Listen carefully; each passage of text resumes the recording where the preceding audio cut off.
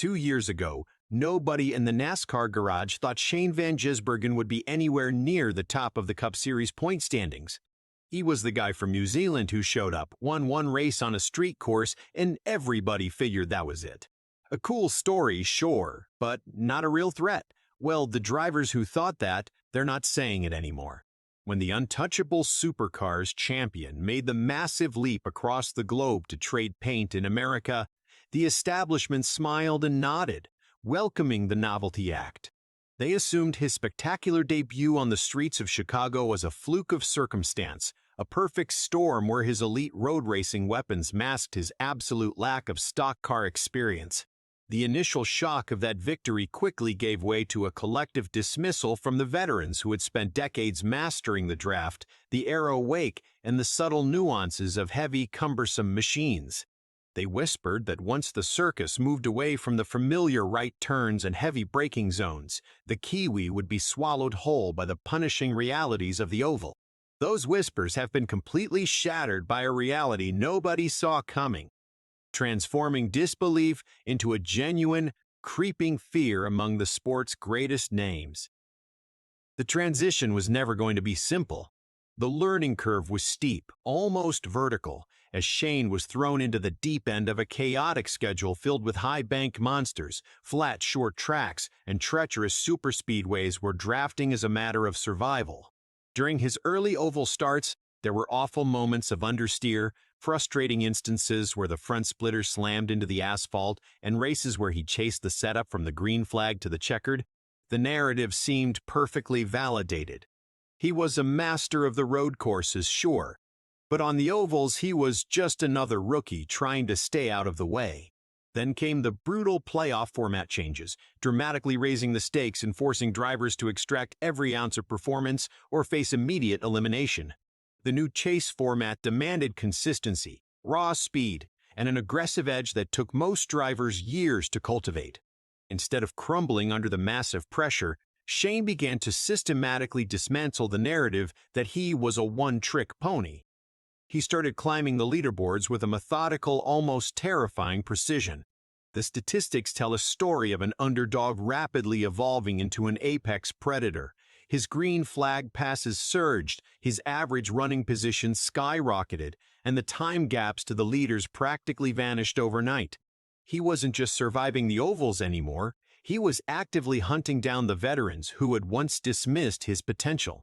We watched this rapid improvement unfold week after week, race by race, as he absorbed information like a supercomputer processing telemetric data. At tracks where rookies traditionally struggle to find the racing groove, he was boldly experimenting with multiple lanes, finding grip where others found the wall. But the true turning point, the moment that completely shifted the paradigm and left the entire garage in absolute awe, happened during the high-stakes showdown at Las Vegas Motor Speedway. It was a sequence of pure, unadulterated driving genius that words can barely do justice. Running deep in the pack, surrounded by desperate playoff contenders, Shane's car suddenly snapped loose exiting Turn 4. At nearly 190 miles per hour, the rear end stepped out, sending the heavy stock car sliding violently toward the outside retaining wall.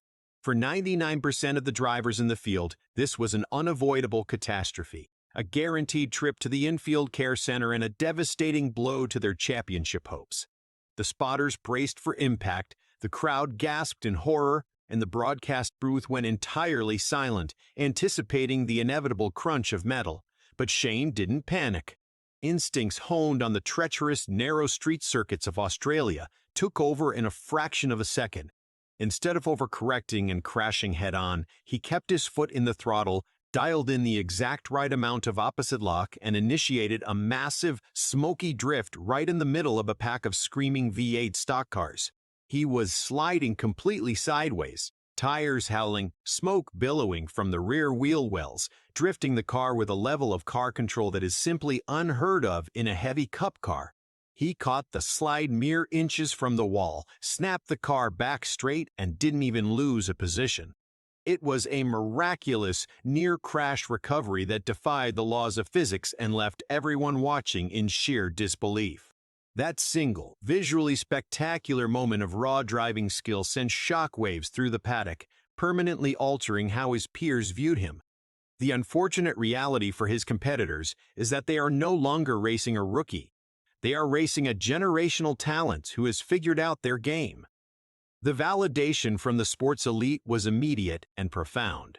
Denny Hamlin, never one to hand out unearned praise, took to his podcast the very next day and openly called Shane an elite, superior driver, admitting that the level of car control he displayed was something most NASCAR champions could never dream of pulling off.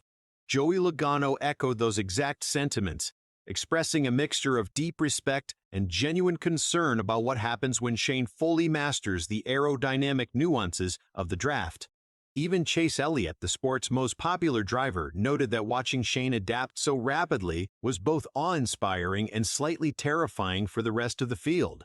They see the statistical juxtaposition, they see the massive jumps in points, the flawless execution on pit road, and the sheer, unyielding determination to conquer the one discipline that was supposed to be his weakness. He has transformed himself from a cool international storyline into a legitimate, weekly threat to the established order of American motorsports. Every time he straps in, he shatters another expectation, proving his talent transcends borders. The garage that once doubted him is now intensely studying his onboard cameras, desperately trying to learn how he manages to find speed in places where stock cars aren't supposed to go fast. The narrative has flipped, and the tension heading into the season is palpable as the sport braces for the inevitable. The question isn't whether SVG can compete on ovals anymore. It's how soon he starts winning on